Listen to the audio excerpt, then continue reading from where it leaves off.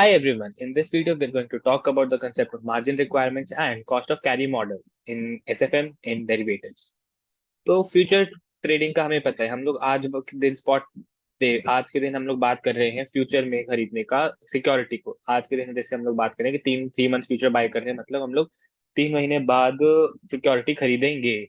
Theoretically देखा जाए तो हमारा एज ऑन टुडे कोई भी पैसा नहीं जा रहा है, बट ये एक रिस्क वाली बात है क्योंकि हम लोग आज बात कर रहे हैं 3 महीने बाद हम लोग सिक्योरिटी खरीदेंगे।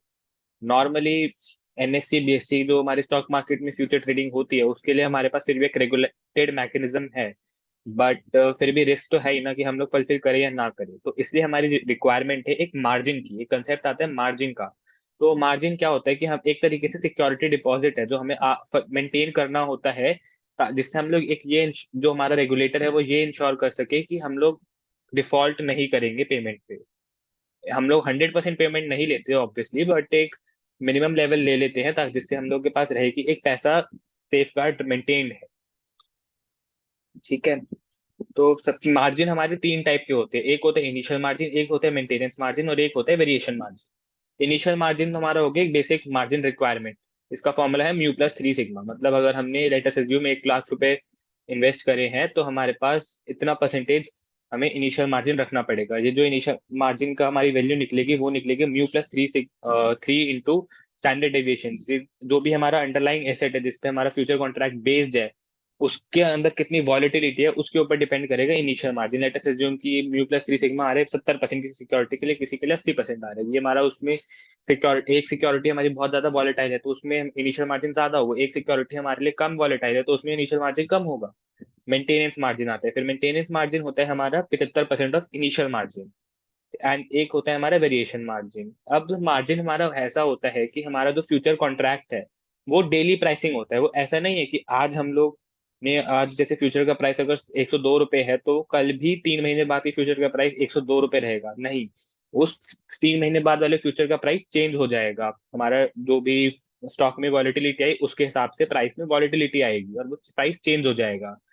तो होता क्या है कि वो जो प्राइस चेंज हुआ ना उसका हमें जो मार्जिन है वो उससे एडजस्ट हो जाता है। जैसे कि हमारा प्राइस लेटर से अज्यूम 2 रुपए बढ़ गया तो वो हमें मार्जिन में 2 रुपए क्रेडिट हो जाएंगे। अगर हमने बाई का कॉन्ट्रैक्ट करा है, तो हमें नेट में बेनिफिट हमारा जो इनिशियल होना था, जैसे कि अगर हम लोग माने हमने 110 रुपए का फ्यूचर खरीदा है, आज स्पॉट प्राइस है 100 रुपए। फिर फ्यूचर का प्राइस हो गया अगले दिन 102 रुपए। मार्जिन बैलेंस हमारा लेटेस्ट एज्यूम पहले इनिशियल मार्जिन था 75 रुपए का। तो हम होगा क्या कि जैसे अगले दिन हमारा प्राइस हो गया 102 रुपए फ्यूचर का। 110 रुपए था तो 112 रुपए हो गया फ्यूचर का प्राइस। तो जो 2 रुपए वो हमारे मार्जिन में बढ़ जाएंगे तो हमारा अगले दिन मार्जिन बैलेंस हो जाएगा 77।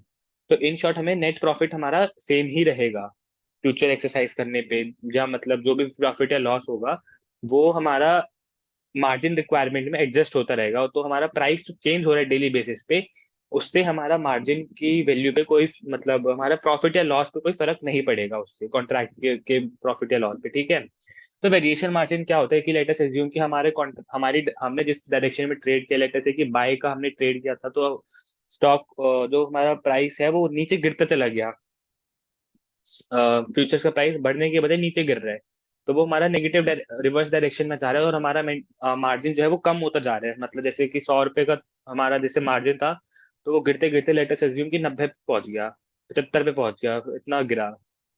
तो होगा क्या कि जैसे हमारा मार्जिन हम अब मेंटेनेंस मार्जिन पे पहुंच गया तो मेंटेनेंस मार्जिन से नीचे जाते ही हमें पूरा पैसे जमा कराने पड़ेंगे। मार्जिन वैल्यू इनिशियल मार्जिन के बराबर लानी पड़ेगी। और मेंटेनेंस मार्जिन से जितना नीचे गया वहां से लेके वेरिएशन मार्जिन, वहां से लेके इनिशियल मार्जिन तक के प्राइस को उसको बोलते हैं वेरिएशन मार्जिन। तो ये कंसेप्ट था सिंपल सा मार्जिन रिक्वायरमेंट्स का। अब आते हैं हमारे पास कॉस्ट ऑफ कैरी मॉडल। तो कॉस्ट ऑफ कैरी मॉडल क्या होता है? एक फ्यूचर को प्राइस करने का मॉडल है ये मॉडल हमें ज्यादा रिलेटेबल लगेगा कमोडिटी मार्केट से। तो इसमें होता क्या है कि हम लोग फ्यूचर्स को डिटरमाइन करते हैं, फ्यूचर्स की वैल्यू को spot plus net cost of carrying से। ठीक है। हम लोग यहाँ पे एज्यूम करेंगे, एक तो हमारी सब तो यहाँ पे एजम्पशन याद रखने वाली ये है कि जो हमारा आज का फ्यूचर प्राइस है वो हमारा स्पॉट प्राइस भी होगा जब एक्सपायरी पे, मतलब जैसे कि अगर हमने 3 महीने का फ्यूचर आज लिया है, तो जो आज 3 महीने के फ्यूचर का प्राइस है वही हमारा स्पॉट प्राइस होगा 3 महीने बाद उस पर्टिकुलर सिक्योरिटी। तो यहाँ पर एक ये बेसिक अजम्पशन है। तो अब हम लोग एज्यूम करते हैं, अगर हम लोग स्पॉट प्राइस पे सिक्योरिटी ना ले और 3 महीने तक होल्ड ना करते, तो हमारा क्या क्या होता, मतलब जैसे कि अगर हम लोग अज्यूम करें कि आज हमने स्पॉट पे सिक्योरिटी ले ली, हमने 3 मंथ फॉर फ्यूचर नहीं लिया बल्कि सिक्योरिटी ले ली, तो हमारा क्या कैलकुलेशन होगी। एक हमने हमने अगर सिक्योरिटी बाय करी है, तो उसके लिए हमें फंड चाहिए, तो हमारी इंटरेस्ट कॉस्ट जाएगी। तो वो हमारी अब फ्यूचर की वजह से बच गई। हम लोगों को क्योंकि अभी नहीं लेना पड़ेगा सिक्योरिटी, तो वो हमारी एक तरीके से इंटरेस्ट कॉस्ट सेविंग हो गई, ठीक है। दूसरा, सिक्योरिटी अगर हम लोग आज बाय कर रहे हैं, तो हमारी एक स्टोरेज कॉस्ट लगेगी। इक्विटी मार्केट के हिसाब से देखें तो एक डीमैट कॉस्ट लगेगी, हमारे डी मंथ जो डीमैट कॉस्ट होती है और अदर चार्जेस जो लगते हैं हम होल्ड करने के सिक्योरिटी को, वो सब लगेंगे। बट हमें फ्यूचर लिया क्योंकि हमने खरीदा नहीं, तो वो भी हमारे स्टोरेज कॉस्ट बच गई। तीसरा, monetary benefit received. Monetary benefit received हमारे सिक्योरिटी लेंगे, जैसे हमने कोई शेयर लिया तो उस पर डिविडेंड मिलेगा। बट अब क्योंकि हमने फ्यूचर लिया तो हमें वो डिविडेंड नहीं मिलेगा, तो वो हमारा माइनस हो जाएगा कॉस्ट ऑफ कैरिंग में से। और हम लोग सिक्योरिटी ले रहे हैं, तो एक हमें मेंटल सेटिस्फैक्शन मिल रही है और हमें एक नॉन मॉनेटरी बेनिफिट भी हो रहा है ना, एक साइकोलॉजिकल बेनिफिट मिल रहा है हमें कि हम लोग आज रिस्क फ्री कर रहे हैं कि अब हमें उस प्राइस की चिंता नहीं कि फ्यूचर में क्या होगा प्राइस, वो चिंता नहीं है। इस टाइप के नॉन मॉनेटरी बेनिफिट्स को हम लोग बोलते हैं कन्वीनियंस यील्ड। तो वो भी हमारा, क्योंकि अब हमने फ्यूचर लिया तो वो हमें नॉन मॉनेटरी बेनिफिट सेटिस्फैक्शन नहीं है, अब हमें देखना पड़ेगा कि 3 महीने हम लोग मेंटली सोचेंगे कि 3 महीने बाद क्या प्राइस होगा।